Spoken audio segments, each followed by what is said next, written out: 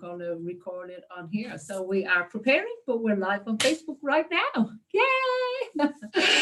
welcome, Lauren Clemett today to For Feck's Sake Marketing Adventures with Carmel, where we talk about tips, tricks, and insights into how to market your business.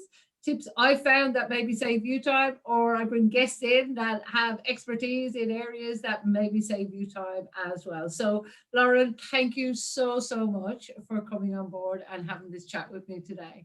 Oh, it's an absolute pleasure to be here, Carmel. When I found out about your show and I found out about you, I went, oh, I have to catch up with this amazing woman. The thing I love was just the name of the show got me. You had me at For Feck's Sake. I'm like, I'm there. That's awesome, thank you. And feck is actually the way to swear in Ireland without actually swearing. So, yes. We could say feck to our parents, but we couldn't say the other word. It's only one letter in the difference. Father Ted bring that to worldwide fame. Yes. That everybody just gets it now because of Father Ted. Yeah. Yes, I'd forgotten about that. So that's awesome. So cool. So let me introduce you to these lovely people that are going to be watching either now or later. So Lauren is here to talk today about how to develop your brand and why it's important to develop your business brand. Now, Lauren, one of the things I saw on your website, and I just loved it because it talks to exactly what I talk to so much, is you can't help every Mary in the dairy. It was just friggin' phenomenal. I call it that spray and pray marketing when you're trying to talk to everybody. So we're going to dig deep. So Lauren is a branding specialist. And one of the things as well I want to really ask you about today is the idea of neuro branding.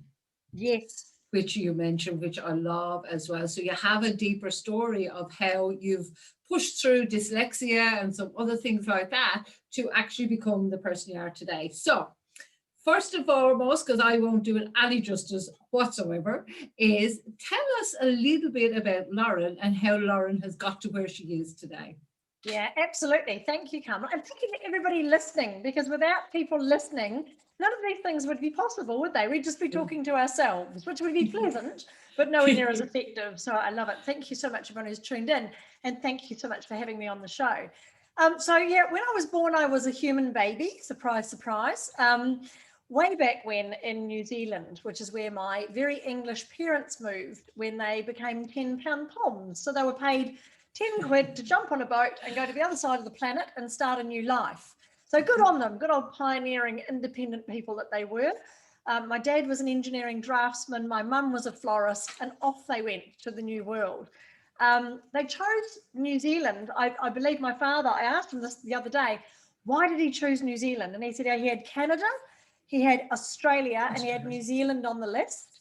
And he fell in love with Auckland Harbour, which if anyone's listening who's into sailing, which I am in a big way, we've just been enjoying watching the America's Cup being raced on Auckland Harbour, Waitemata Harbour, and it's just beautiful over there. I love it. But I live now in Australia, and I look over there and go, oh, it'd be lovely to sail, but I love the warmth here in Australia. I just you're the same probably, Carmel, and you'd rather be in Perth than back in Ireland, I'd imagine.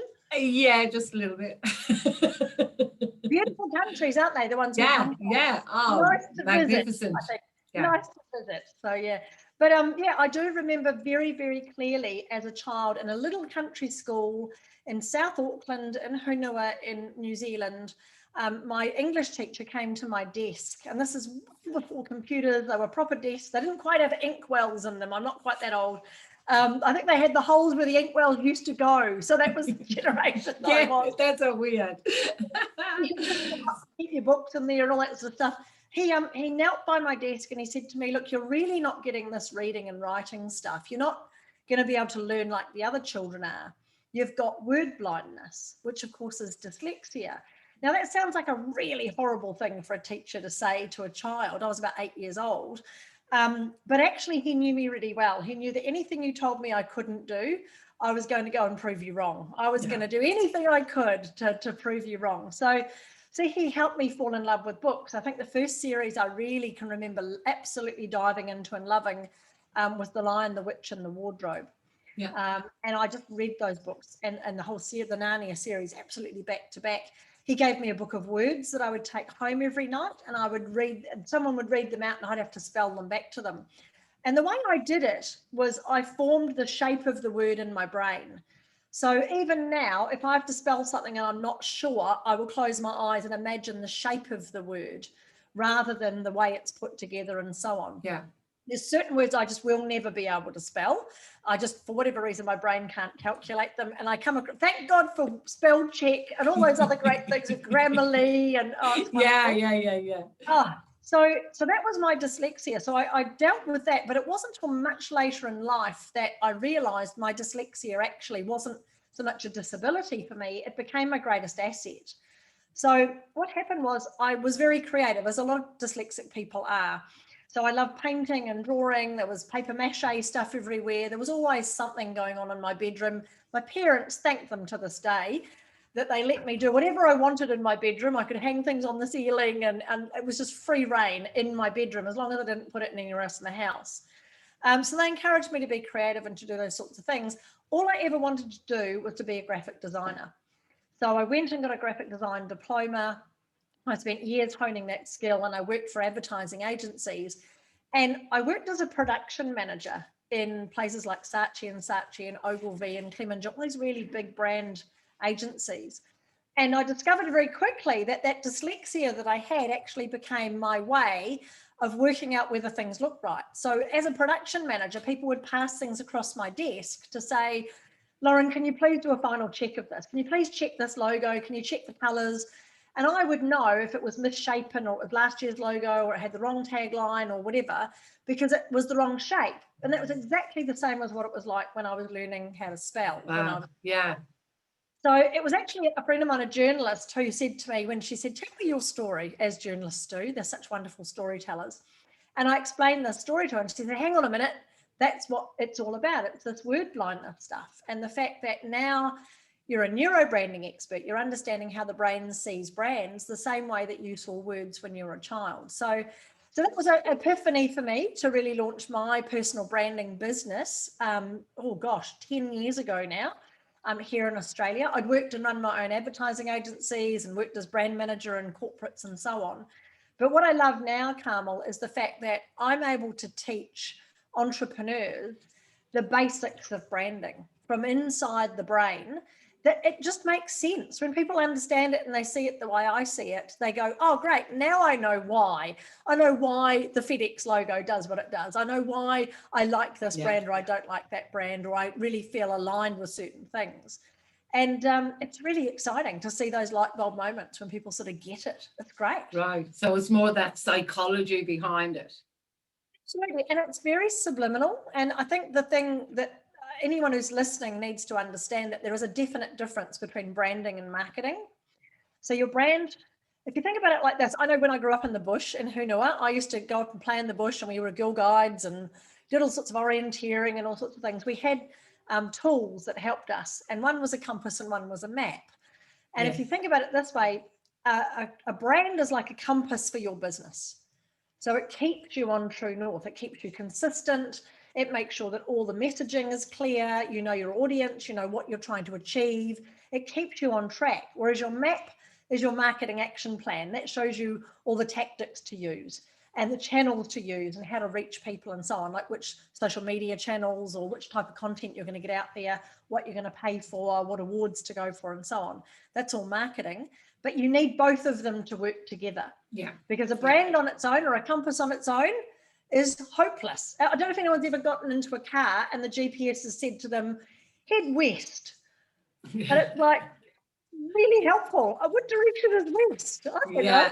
So, so a compass on its own, it's useless. Whereas a map on its own also, if you're lost in your business and you don't know what your message is, you don't know who your audience is, you don't know what makes your brand special or why someone should care, you can do all sorts of marketing and it just ends up being what I call WOFDAM. I don't know if you've heard of WOFDAM before, Carmel. No. WOFTAM stands for, I'm going to use your word in here, a waste of feckin' time and money is what it stands for. Yes, I love it. So you end up doing that very easily as an entrepreneur because you come up with these great ideas, but if you don't have a brand to keep you on your true north, on course, you will just give up for that FOMO, that bright, shiny objectitis, and you'll end up being very scattered in what you're trying to achieve. Yeah, and that bright shiny syndrome and that bright shiny itis, as you call it, is so common. So many entrepreneurs, they're entrepreneurs because they have ideas and they're fertile and they have everything like that, but it's choosing the one and doing that. I've heard it said that you don't have a brand that your product builds your brand. What do you think? It's really interesting. It's funny, actually, we were just talking about this with somebody else today. Which comes first, the product or the brand, or your personal brand or the business brand? How do they all fit together? The way I talk about it with most people is you've got to think about the fact that you need to create a brand hierarchy. So an easier term to think of is to think of an umbrella brand. Yeah. So yes, you've got your product brand, but you've also got your overarching umbrella brand, which can have your personal brand, your products, your books, your programs, your speaking, your podcasts, your everything that you do fits underneath this brand. So Virgin's an example of that. Virgin have trains and planes and health clubs and credit cards and all sorts of things, but they're all under the Virgin brand. Yeah. Even Nestle is a massive brand. They've got literally thousands of products, and you wouldn't know that they're Nestle products unless you turn them over and saw the little nest with the robin and things on it. Yeah. To know that it's a Nestle product, but they come underneath that whole brand. So the first step is to figure out, what do you want your brand to be known for in the marketplace? And then the making of the products comes really easy. And it could come that you go, I found a really cool product, or I've created a really cool service, and this is what it does. But the essence of that becomes your overarching brand. So that then when you add another product or another service, it still fits. You don't have to go and create a whole other business or brand over here to do that. Absolutely. Because I heard the example as in, say, Apple, just for example. Yes. So Apple are a well-known brand, but they're a well-known, reputable brand because their products are good, no matter how many products they have. Versus the likes of Kodak. Kodak is a well-known brand, but they're not well-known as much anymore because they kind of missed the boat in keeping up with all the digital products. Yeah. So that's kind of the difference between what your brand is known for rather than what it's known. So it's known, you're right, with Nestle is a great example for all the products under it, but if they were all crap products, the brand Nestle would actually have a bad name. Does that make sense? Absolutely. Well, the trouble with Nestle is they've got shampoo and chocolate bars and there's all these different categories. But if you think about it, one of the best examples I've heard is car brands. So you've got Ford, and underneath Ford, you've got an Escort and a Mustang. Completely different target audience, completely different price range, but they're both under the same brand. Yeah. So, I mean, we've got to think about how much effort and investment of time and money we put into growing our businesses.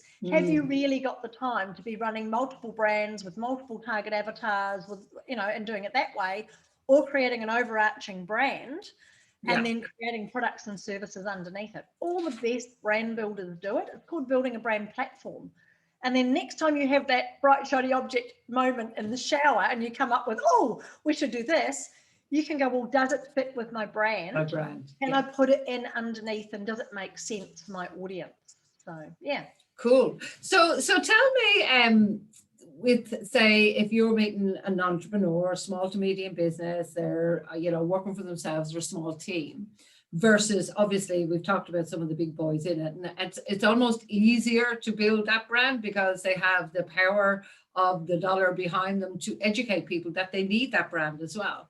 But for your normal smaller business who is building that, what are the top 3 things that they would need to know or be able to do to start building their brand? That's a great question, Carmel, and it's the reason why I'm in business. I mean, I know, having worked in advertising agencies, just how much they charge for building brands, and it's a lot of money in a lot of cases for what seemingly is a little, like somebody pays $200,000 for a logo, and you go, wow, but you've got to understand what goes on to build that, to create that. So I think making it attainable to people in business is one of my key passions. And the 3 things I'd suggest you look at are basically the 3 R's of branding. Number 1, we've already talked about, which is, what do you want to be recognized for in the marketplace? And how can you be consistent with that? So, if you're driving along the road with the kids in the back of the car and they just see the little edge of the McDonald's logo, they're going to ask to pull over and stop, right? They want a Happy Meal, they want to play in the playground and so on. And they don't even need to see the whole brand. They don't need to be told anything. They already recognize it. So what's a brand that you can create? What is it recognized for? What does it stand for? If you could distill it down to one word that your brand stands for. So like with Volvo, it's safety. With Apple, it's innovation. With Red Bull, it's energy. So what's your one word that you can be recognized for? And every single time you do anything, that shows up. Then you need to really think about becoming a recognizable standout brand. The other R is reputation. Yeah. So what's the reputation you want in the marketplace? So one of the best forms of marketing, especially for small business, is word of mouth. And there's three reasons for that. Yeah. Number one, it's free, which who doesn't like free marketing? That's fantastic. Number two, it's third-party endorsement. It's somebody else saying how good. Yeah, it's the trust factor. Yeah, absolutely. Yeah. And the third thing is it's like a ripple effect. So somebody uses the product, tells their sister or their mother, or uses your service and refers you 2 years later. It just keeps going on and on. So word of mouth is amazing, but you need to be really clear on what you want your reputation to be in the marketplace. Do you want people to say you're cheap? Because that's where you're going to end up if you don't change that perception. Do you want to say that you're fast? Because if it's not about quick and easy, then you need to make sure your reputation is what you want it to be. So what are the words that you want people to use when they're referring to you? Yeah. How can you make sure that you are, painting a picture of what sort of reputation you're going to have, what sort of imagery you use, how you position yourself, what awards you go for, what sort of books you write, what sort of credibility factors you have that can build that reputation. And using case studies and testimonials and all that, it's just a fantastic way of getting that word out there. And creating what we call a cascade of influence. So partnering up with other influential people who don't do what you do, but they've got a similar influence. Yeah, absolutely. I call it collaboration. It's like, why are we not all collaborating and helping each other? It's so easy to reach out to someone and say, hey, you're in real estate, I'm in finance, let's have a coffee. Or I'm in insurance, you're in health, let's get together. We've probably got the same audience. What could we do together? And at least they know you exist. So that's reputation. And the last one's respect. And respect is so vital. So recognition, reputation, and respect. The way to earn respect is to make sure you choose your lane. You choose your niche. You decide, this is my playground. This is where I'm absolutely at my best. Someone mentioned the word like knife cutting through butter, It's just easy. I'm in flow. It's what I call your expertise, the time where you're doing something that other people find difficult and it's so easy for you. Yeah. So find that lane and stick to it. You really will damage your trust currency if you do that, being trying to help every Mary in the dairy. The spray and pray. Yeah. Pray. Yeah. So the more you can be specific, and I was given a business card once. I don't know if I can share my screen. I can probably allow you to. There you go. Just no naked bodies. No naked bodies or dick pics. We should be fine. Go on, put one or two up. Who cares? A business card, an actual business card that came through my letterbox one Christmas. It was a couple of years ago now. And I'll let you have a little read through. For those who are listening, this is a guy on the top of his card. He's got cheap man and ute hire. And he does house maintenance, lifts to the shops, pet feeding, animal transport, lawn mowing, Elvis tribute, rubbish removal, 50s, 60s rock and roll, bouncy castles, limousine hire, and he's open 24 hours a day, 7 days a week, and all holidays. And he even calls himself cheap. So, and if you're listening from overseas, cheap man and ute hire, a ute is a utility vehicle, like a pickup truck. So, so that's what this guy was trying to do. Now, what the hell? He just said, I don't know, let's pick a couple. What if he just mowed lawns dressed as Elvis? Yeah. Now, I would pay to see that, and I don't even have a lawn. Right? He can franchise and have Marilyn Monroe doing your house maintenance, like cleaning your windows, or maybe he could have James Dean doing the limousine hire part of it. Yeah. He could actually grow a in-demand, valuable brand if he just chose to do one or two things really well. Yeah, you're speaking about like one of the things that we talk a lot about is knowing who your ideal client is. Yeah. And I get so many people say, but if I know that and I niche down to that, then I exclude all the others. And I Yeah. always bring out the old dartboard. I go, mate, that center has 10 problems. The That's outer exactly circle right. has 7, and so on and so on. It goes out, and they go, oh, I never thought of it like that. But Yeah, when you do, it turns absolutely. it on its head. Yeah, And you're so absolutely. right. I love that respect of picking your lane and staying in it. And the lanes are clearly identified in Google, like the area, say, one would be about health and well-being. So, you know, fitness, diets, all that, like anything to do with that, people are already searching. The thing is, they're already spending money. They just can't find you. You're like the bloody Absolutely. invisible man. Yeah, because if you're trying to do everything, you look like wallpaper and they don't trust you. It's like if you've ever met anybody going to a networking event and they've given you a business card, and on one side of the card's got one business, and if you turn it over, it's got something else on the back. Immediately you get that feeling of, I don't know what this person's doing. Yeah, They're what do they obviously do? not committed. They're not committed. So why would I want to trust you? So, you know, it's Yeah. so important. So Oh, vital. absolutely. I was asked the other day if and I don't know if you do you remember the invisible man? And I went, yeah. And this person said, do you remember what he looked like? And I went, yeah, because he kind of came visible at one stage. He said, no, he didn't. How did you ever know his outline? And I went, oh, because he had clothes on and then he put a bandage around his head and, you know, sunglasses. It's like, well, that's kind of the worst thing you could ever do in marketing is add on these bits to give an outline or a shadow of who you are, but nobody can ever see you because you're the invisible man. And I went, oh my God, that is so true. Yeah, absolutely. And when you're transparent like that and there's no real substance to what you're doing, the trust factor is gone.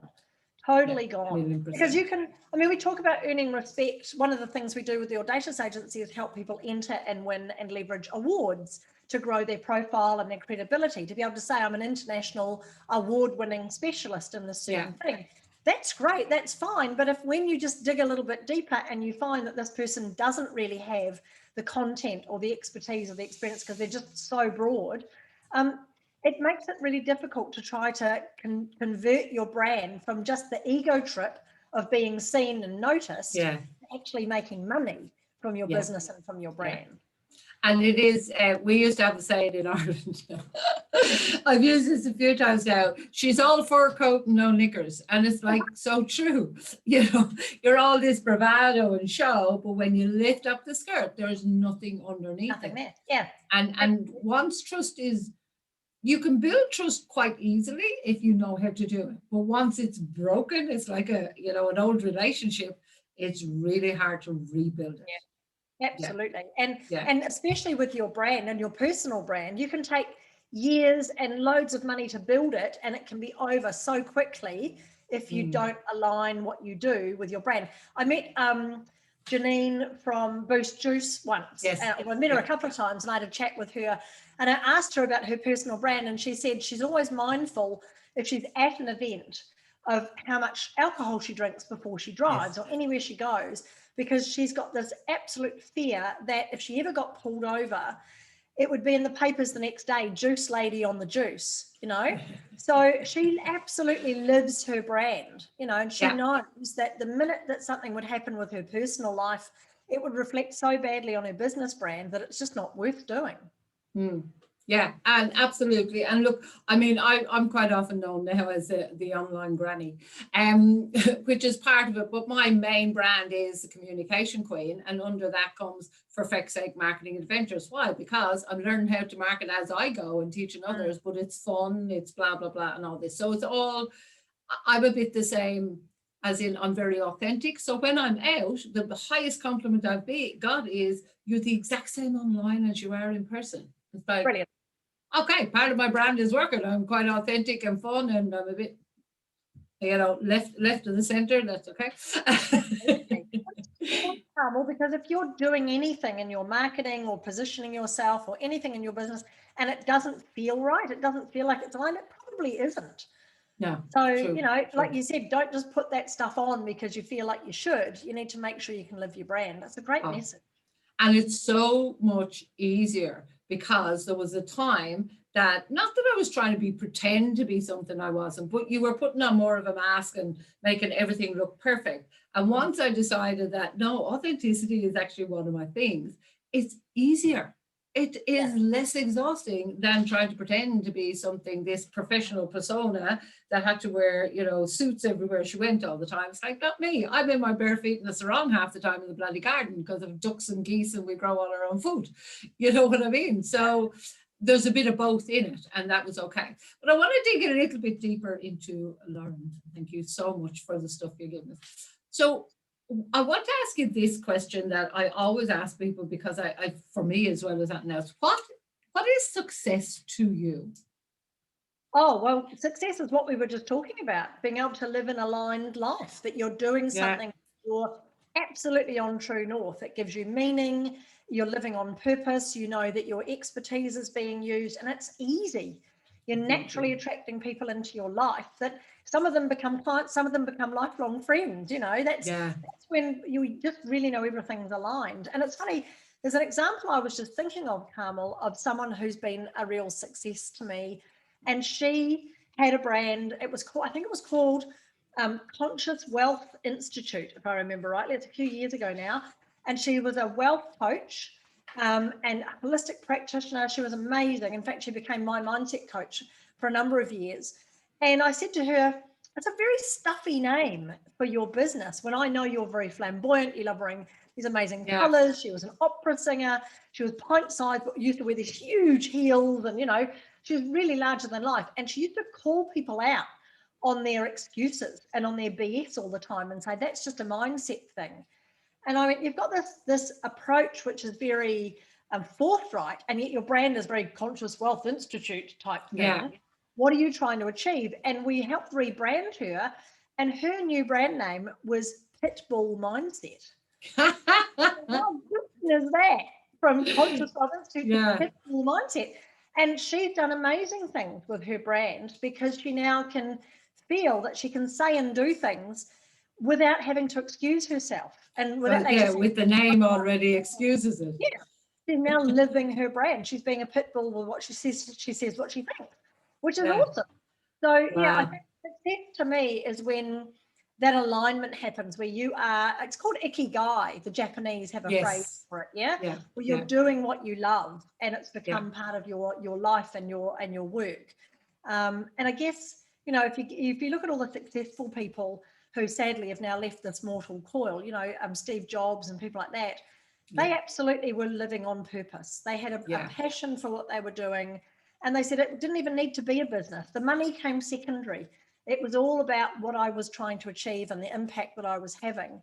And did I succeed at doing that? Well, I did. So that's all I need. Yeah. Awesome. Cool.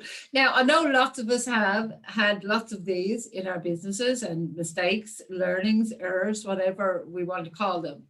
So what would you say has been one of the biggest mistakes you've made in business? Oh, I've made lots and lots. I know we all have. Some of the biggest mistakes were partnering with the wrong people. And I think that is, again, alignment. And it's just a lesson I've learned over the years.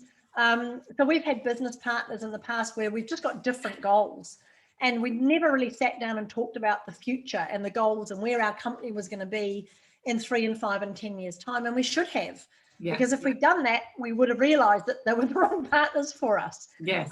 So we wasted a lot of time and a lot of money with business partners who didn't work out. I'm now with business partners who, it's interesting, when I got really clear on my brand, and this is the lesson, Carmel, it took me 4 years to develop my personal brand. 4 years, which is just ridiculously long. So I know how it's so hard when you are so close to it, you just can't see the wood for the trees. Yes, which is why you need someone like Carmel to come and look at things from the outside. You find it absolutely. To look at other people's businesses.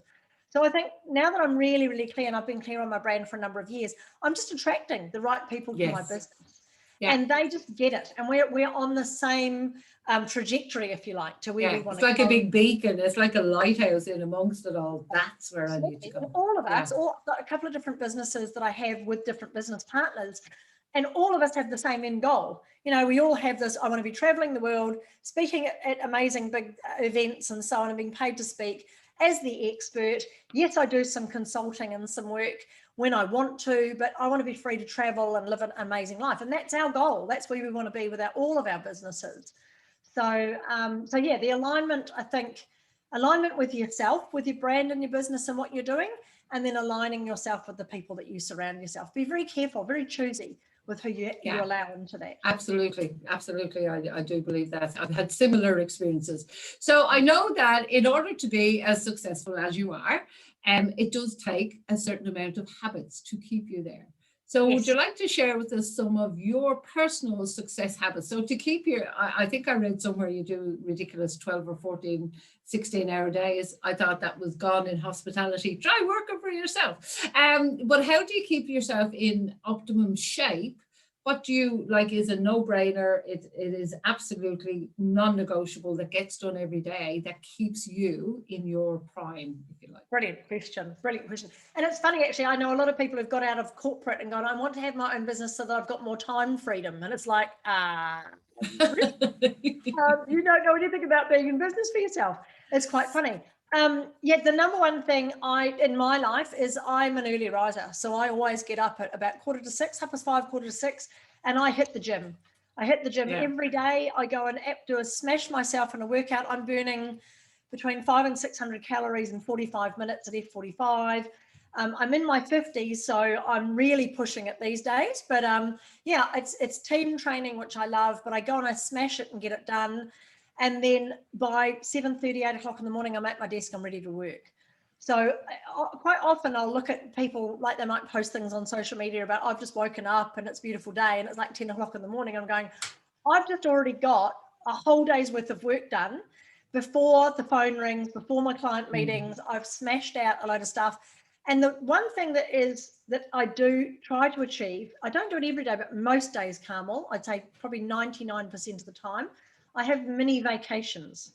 Yes, I saw that. That's interesting. It was timing. So I always have a mini vacation. It might only be 20 minutes, but I go away from the computer, I put my phone away and I sit. I might meditate, I might daydream, I might read a book, I might have a sleep.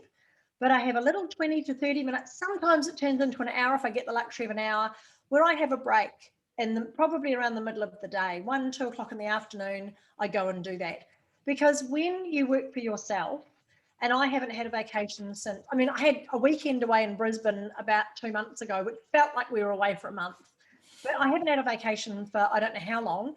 We're about to go away for a week. But when you're in business for yourself, you don't get paid vacation, you don't get sick leave, you don't get these things. So I try to build into every day some me time.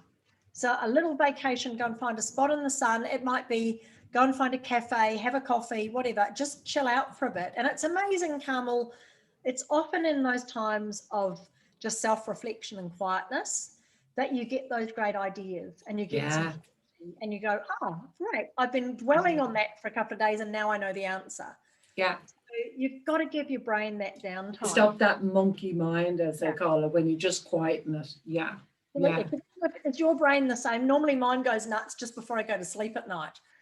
And I'm like, I always have a notepad beside the bed for that reason. Allow yourself to have a mini vacation every day and just take that time out and get away from technology and away from the, as you say, the monkey mind and the pressure. I think it's a really good thing for entrepreneurs, but I think just from a matter of good mental health, to take stock of where you are and to get that break from it, it's so important. Yeah, absolutely. Because we're glued to these phones all the time. And look, I have to admit, there are days that I go, hang on, Gavin, you're doing it again. Put down the phone. It'll be okay. Because we run our business through, especially if you're quite active on social media or wherever you need to be, there's emails, there's things, there's whatever. And I come from, my background is hospitality. So I come from kind of corporate hospitality, and we used to have a 24-hour phone that, I need a chef, I need 200 staff, I need whatever. So I was kind of in that reactionary mode. So it's taken a long time to undo it. And I still do it. Sometimes somebody says to me, oh, I might as well deal with it now. And I'm going, no, boundaries. Yeah. So thank you for sharing that with us. Tell us, what is one of the biggest mistakes you feel you've ever made? Well, I think additional to the partnerships that we had, I think for yourself, I should have framed that. Sorry, within yourself. Yeah. I think quite often you think you know the answers, And I launched my brand when I first arrived here in Australia. It's quite a funny story, actually. The business was called the Ultimate Business Propeller. I don't know Okay. why I chose such a long name. I'm dyslexic and I could never spell it anyway, but anyway. And I had in my mind Top Gun and Ultimate Pilot and all this sort of stuff. And I created a whole brand around it. It looked really good. It had even the typeface we used, the font was called Top Gun. It was like, oh my God. All So right. wings and all sorts of stuff. And I went and I did some coaching with an amazing guy who was all about selling from stage. And he taught me a lot of stuff about stagecraft and presenting and so on. And at the end of it, he said to me, so you were a pilot, were you? And I went, no. He said, well, were you in the Air Force or did you work in, were you a hostess? You know, what did you do with airlines? I went, I always wanted to be a hostess when I was a kid because I love travel, but no, I've done none of that. He said, so why have you got Air Force stuff in your branding? And I thought I had it right. I thought I had a great idea, and he called me on it and he was absolutely 100% right. So I had to go right back. Everything crashed and burned, basically. I had to take it right back to the start. I relaunched it, and it was a great brand. Ultimate Business Propeller ended up being a really good brand. I'm so proud of the Audacious agency now. It's easier to spell, and I love the branding that we have. But so often, because you're so close to something, you do tend to go, oh, look, it's right, it looks fine, it's exciting, it's fresh, it's bright, it's whatever. And so often I think we need to leave our space and get somebody else's opinion who's been in business longer or knows branding or knows marketing, who's an expert. I would never build a website on my own. Much as I could probably do it, I would rather write the content and give it to someone knowing that they could put it together properly for me. So Awesome. I think knowing your Thanks for limitations. sharing that. Cool. So a couple more questions and then we'll be done. One of them is, and I love asking this question because I love people asking me this question too. If you were not doing what you're doing right now, what would you be doing instead? Well, I probably would have been an air hostess. If my mother hadn't put me off, I just love travel, Carmel, and it would have been dreadful of COVID. I would have gone nowhere and gone, what do I do now? And probably would have ended up doing branding, but still, how funny would that be? But no, travel, some way, shape or form, a travel blogger, travel writer, you know, something in, like you said, either hospitality, something, traveling the world and just, you know, having a fun time doing that sort of stuff. I love, and that's why I've got to do that with the business that I have. And I know I've already spent 4 months living in Thailand a couple of years ago. You know, I'm going to be spending a month in the Sunshine Coast this year, because I can go and work from different locations and run my business. I know I'm getting all these Facebook memories coming up at the moment, because this time 2 years ago I was in Ireland and I actually ran an event in Ireland and a retreat in Ireland, and then we went to Greece and Italy, and I'm so glad I did now. But like that laptop under my arm, and I kept the stuff going from here. I kept talking to my clients, I was running webinars, whatever. Yeah, some of them were ridiculous times in the morning, let's be honest about it, but that's okay. I'm an early riser too now. Well, wasn't always after hospitality. So if people did want to contact you or get in contact and know more about how they could either work with you or more information or just follow you, what's the best way for them to get in contact with you?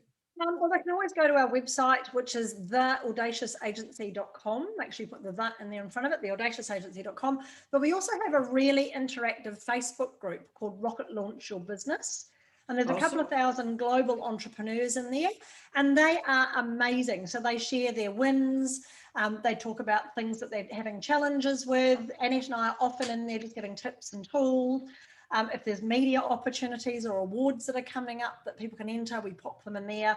So it's called Rocket Launch Your Business. It's on Facebook, and there's some really awesome people in there that are just more than happy to help out. There's some great gurus in there if you're looking for photographers or web designers or copywriter, whatever. They're all in there as well, and you can reach out and ask for help as well, which is great. Awesome. That's cool. And is there any last thing that you'd like to share about the importance of branding, particularly in that kind of smaller to medium-sized businesses? Yeah, absolutely. I think the number one thing that Annette and I come across all the time is the I'm not worthy. I'm not there yet. I haven't done enough. I'm not good enough to be in the media. I haven't done enough to win an award and so on. I call it the itty bitty shitty committee, Carmel. And it really is. It's just your fear of, you know, what will people say? What will they think? You know, what if they look at my business? that's what you want them to do. And we just need to realize that we're all humans. You know, it's not about putting you up on a pedestal and making you untouchable. It's about making you real and accessible to people. Because as you said, Carmel, before, if you don't stand out from the crowd, no one will know you're there. You'll just be the world's best secret. So you have to be your own best cheer squad. You have to have some self-belief. But more importantly, just a case of recognizing you have amazing gifts and talents that the world needs. And you do deserve to be well known, well paid, and wanted. You're just going to get out there and do it. And don't be afraid to step forward. Yeah, awesome. Thank you for sharing that. And I think it actually comes back to what I call as well the unconscious competence that people have. I know in hospitality, for me, it was quite often, what do you mean I'm good at it? It's just good old Irish hospitality. What are you talking about? But the truth was my skill was being able to develop trust and rapport with people really easily, which now has transferred. Yeah, because we're so used to it. We're like, well, doesn't everyone do that? And the truth is no. So when you find yourself going, oh, but that's so easy, know that that's probably your true talent and a place to start. Yeah, absolutely. Cool. Awesome. Well, Lauren, thank you so much for hanging out with me today. And if you're watching this on YouTube, you can put in the comments. If you're watching on Facebook groups, pop it in the comments. If I can't answer, I'll make sure Lauren answers. I'll knock on her door or whatever.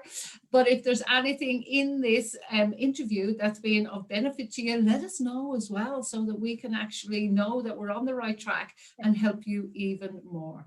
So for now, it's bye for me. Brilliant.